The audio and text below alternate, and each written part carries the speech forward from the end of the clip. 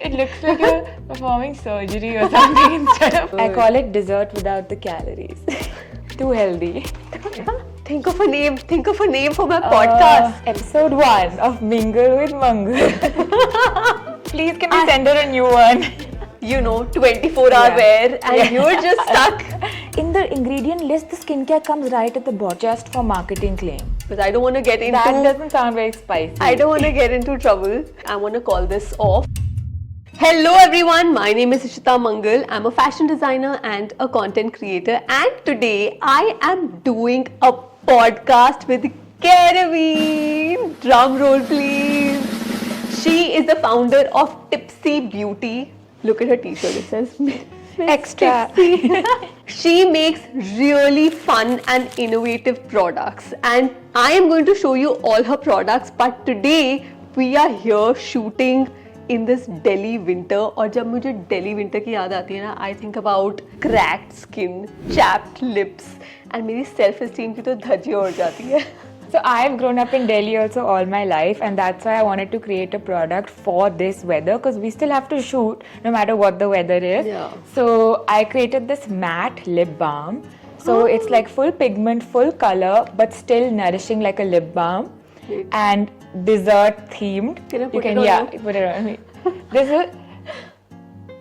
I am It looks like you're trying doing to squeeze a this. surgery or something, not applying lip balm. Please, can I show you? Okay. Let the experts show you how it's done. Just Ouch. squeeze and mindlessly apply, and you get this perfect That is easy. blurred I'll also try matte this. lip. And the scents are super realistic, desserty. Oh, wow, it smells so good. I call it dessert without the calories. Okay, I'm squeezing this like my life depends on it. कुछ नहीं करेगा, बस ये lips fix करेगा.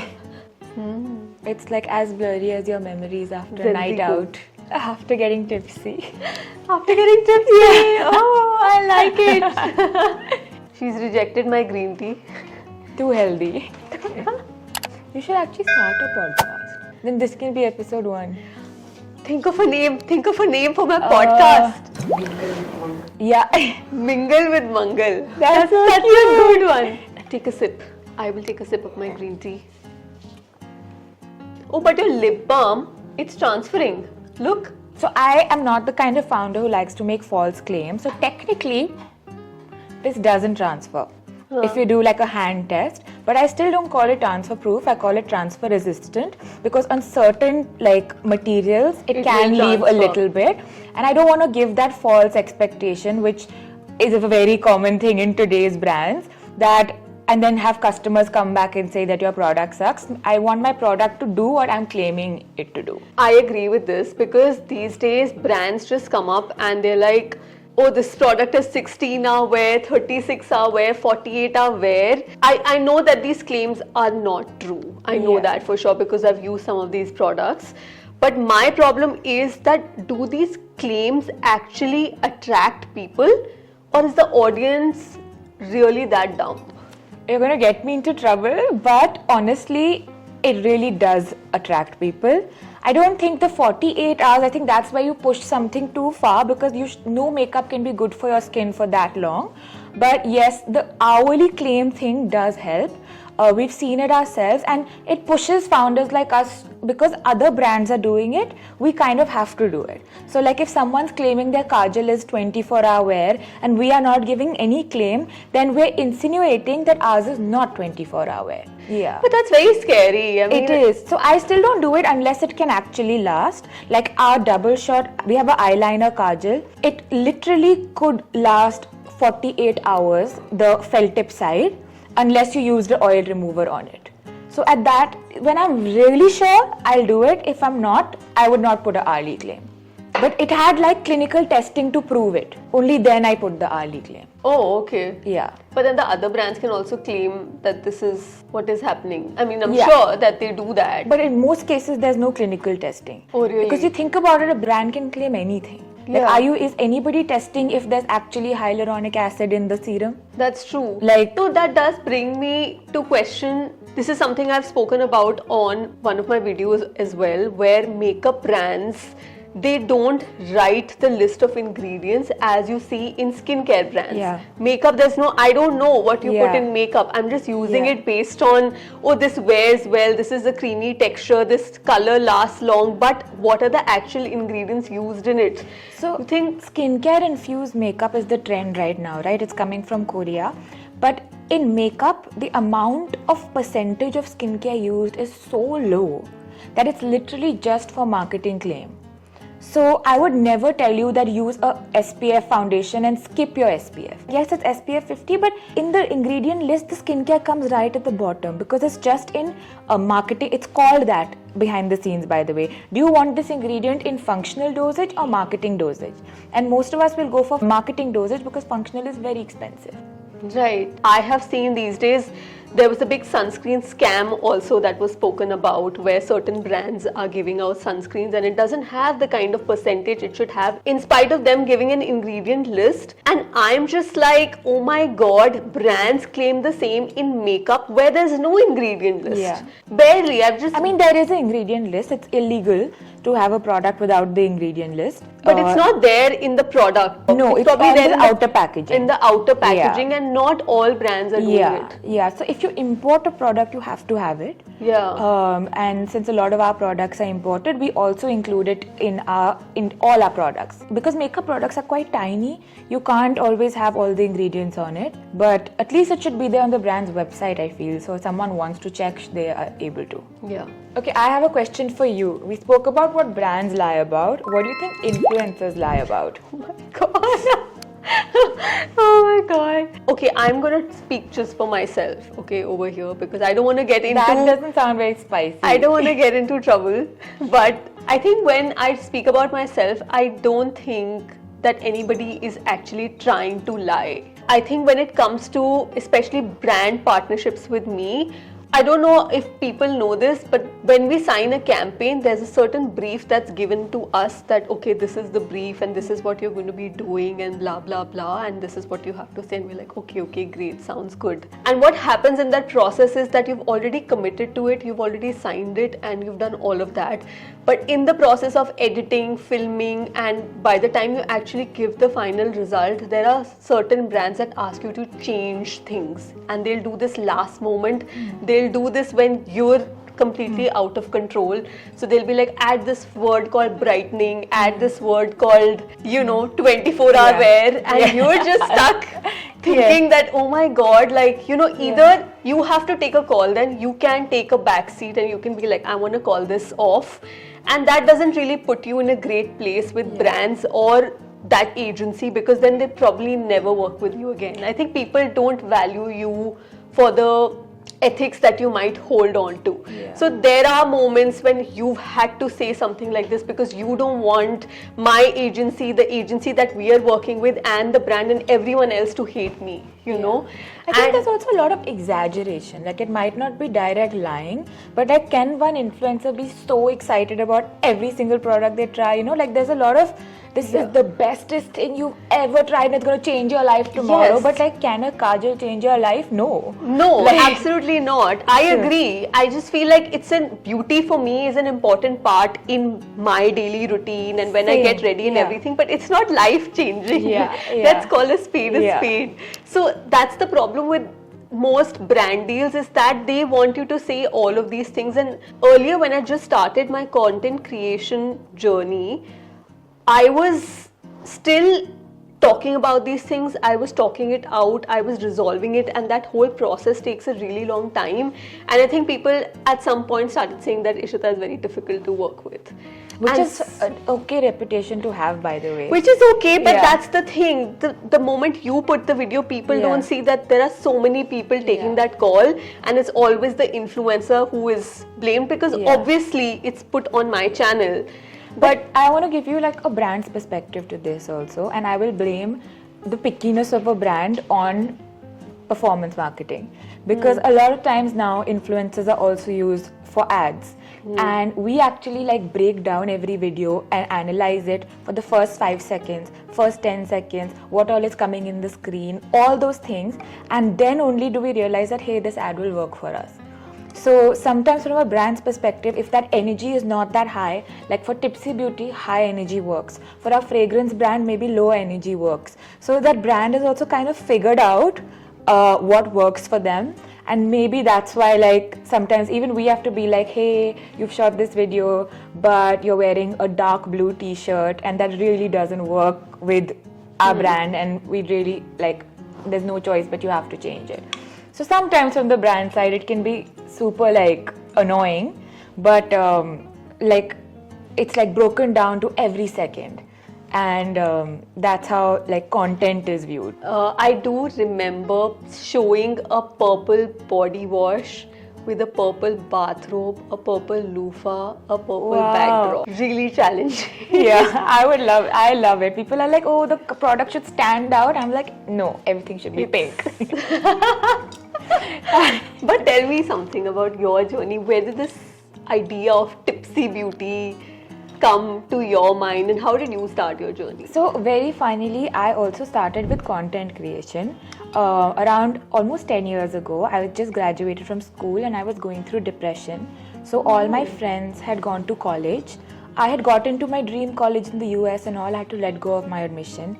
And I didn't go, and I used to spend all my time in my room, couldn't step out. And I started watching YouTube videos of people like Jeffree Star, Manny MUA, Tati, and stuff. And they inspired me because I found, makeup to be a very inclusive space. Yeah. I don't know, I felt in fashion you still had to be a certain size, a certain like color, certain this and that. With makeup, like there were men doing it, there were all kinds of people doing it, and it kind of inspired me to start putting out videos. And I hope you never see those, because I didn't even have a foundation my shade, I didn't know makeup, but something inspired that girl who was too depressed to step out of her bedroom to put up videos on the internet, which can be such a cruel place. And I was like, makeup has a power and I want to do something in this space. And the option was, do you want to be a makeup artist or do you want to start a brand? And I love product more than I love doing makeup. I didn't like what was available here. I only bought stuff when someone traveled abroad or I traveled abroad, and I was like, why should that be the case? And my true dream is that one day some girl sitting in Spain or Africa, like I used to be like, you're going to Dubai, can you get me Huda? That girl is like, you're going to India, can you get me Tipsy Beauty? And with that is how I started. I especially like your wine palette. I think you sent me like a really long time ago. It was my first product ever. I have, oh my god, and I think I've shown it on my several videos because I've just used it so much. If you see that palette ki halat. I want to actually. Actually, I should get it for you. Yeah. Wait. Ta-da! Oh god. Even Look at mine that doesn't palette. look this. Please can you send her a new one? I have traveled the world with this palette. I actually love it. I think the glitter ones are the ones that are spoiled. This is my product that I'm still most proud of creating. Really? It was not easy. Purples are very difficult to formulate, so this was really I tough. especially love this. It's called cloud wine, but it's like this reddish kind of a color, and I've used it recently in so many of my looks. I love the color payoff of these shades. It's actually really good. I use them as eyeliner, eyeshadow, and especially love this red. When I think about red, I instantly think of Taylor Swift's lips, because her red lip has become so iconic to her. She's been sporting it for years. And so do you think in this world that is obsessed with trends, having one kind of look helps? Because it clearly works for her. Okay, so I'll give you an interesting fact. In our current Tipsy portfolio, we don't have a single true red shade. What? As a makeup brand. Oh my god! Because they never sold. So all our red shades, we never sold out of a red shade. And then we're like, eventually, what's the point of making them? So I think trends are winning over signature looks, and the trend is nude. And any nude we make, people will come and say, but can you make a lighter one? Because firstly, Indians are obsessed with fairness, and everyone thinks that they need a lighter lipstick. A lot of times I have to tell them that, hey, this is the right shade for you. Even Lighter than now- this will not look good. Even in my Instagram, there are people always asking, you know, what is the shade that you're wearing? And Yeah. I try to wear dark colors because I'm also like a little Same. deeper skin tone. Yeah, nudes don't look good on a lot It of doesn't. brown It girls. washes you out. Also, we have a little pigmentation around our mouth. Any melanin-rich Yeah, same girl thing. will have that, and nudes don't look good on that. So a deeper color will always look better. But people are obsessed with the fairness thing in India and the nude lip thing in general because of the Kardashians or whatever. So I think the red lip trend is going away. And if you see even Taylor in her latest, now she's wearing that NARS orange lipstick because the whole life of a showgirl branding is orange. So now she started wearing this one particular orange shade. So a lipstick is also very defining of your era. Like, hey, when I was in school, I used to always wear this shimmery lipstick, and like, it's kind of like how perfume, like in different eras of your life, you have a different go-to lipstick. So I don't think that you should stick to just one. One thing that I wanted to say is 2025 is over. Yay! No, I had such a good year. I'm like, Really? I'm scared. For 2026, what are the lip products? Not just lip products actually. What are the different kind of beauty products that you think you will definitely add to your cart? Beauty is very like people are looking towards beauty for fun and happiness. So now if you see there are a lot of sensorial products like jelly stick, putty this, pudding this, you know, everything has become about texture. It's also about like a shock value thing. Yeah. Like, oh, this is something new, let me try that. I think That's a just for very the sake of it. Instagram, yeah. So that's what I've seen like coming up in terms of trends and stuff. What would I personally add to my cart? I don't know what, like something that She has everything. yeah, Everything is it's like missing from I her don't cart. know. I'm the hardest person to Clearly. gift. I want to see your beauty collection. Oh Your my beauty God. products collection. You should see my perfume collection. Oh. It's like more than 200 perfumes. What? Oh my god. What We are have you a wearing? fragrance brand also, you know that, right? Yeah, I Yeah. heard. Yeah. I heard that you're deeply into fragrance. Yes, Yeah. I am. Clearly, the lip Yeah. balms are talking. Even the makeup products are fragrance. I mean, not to a irritating level, but for the sensory. Yeah. Yeah. Cheers. We're eating, and we're going to show you if our lip product lasts. Oh my god, this is so good. My Gen Z team is looking at me. I'm But- Gen Z too. So this is Gen Z versus millennial right now. But I want to know that which group buys makeup more? Like Gen Z or millennials? Okay, I'll tell you the difference that I've noticed. Gen Z is a more discerning customer because they know what they deserve, and you know, they have that like a surety about it, and they're Okay. also very aware of what's available all over the world and the comparisons. But they're also more willing to try a new brand. They don't care so much about the brand name and reputation. Millennials are more loyal customers. They're not so easily like distracted by every new ad on Instagram, but they do care a lot about what the brand name is. They want to show their friend they're taking out a Chanel lipstick. They're a little bit more affected by those things, while Gen Z has a lot more of their like, I want vegan and I want this and I deserve 12 hours, and so there's a difference. I think Gen Z customer you can acquire because they're more experiential, they're more flirty with categories and brands. Millennials are easier to keep or retain. I'm telling you my observation. It's not obviously a fact, but it's what we've seen. So Gen Z likes trying new products, which I Yeah. feel like, it's true. They like trying new colors, new Yeah. shimmers, new bindis here and there. But they're very strong about their values and like what they deserve, and this is And they're definitely into sustainability. Yeah, and this is a homegrown brand, and there's a this and that. While millennials are more affected by the brand name, and it's Charlotte Tilbury, and I'm willing to pay that little bit extra for the brand name and the reputation and stuff. Is it true for you? Do you care about the brand and the logo? I don't actually. I don't. I really don't care. I want what I want. I'm very clear. I think now I'm very clear about what kind of makeup suits me and what looks good on me. So if I find that kind of product, because I have a dry skin, I'm looking for creamier products, creamier bases, even in the Delhi summer, Yeah. because that's how dry my skin is. Yeah. So if I find that anywhere, I'll shop it. I mean, the won't proof care. is that you were using our palette when Tipsy was an unknown brand. But you have the same ideology for fashion, that brand Yeah. doesn't matter. It does not matter because I like buying. Actually, I'm edging more towards buying vintage things now rather than buying things from the shelf because I feel like vintage products have more character. You need to go to Japan. I have been to Japan, Yeah, but I it's didn't the- go shop there. I'll give you the actually. list of all the Oh vintage my designer God, stores. give it to me. It's so good, yeah. Okay. I will, but that's what. So Yeah. my thing is that all the brands, vintage products have character and Yeah. quality. Yeah. Like the hardware, the product used inside.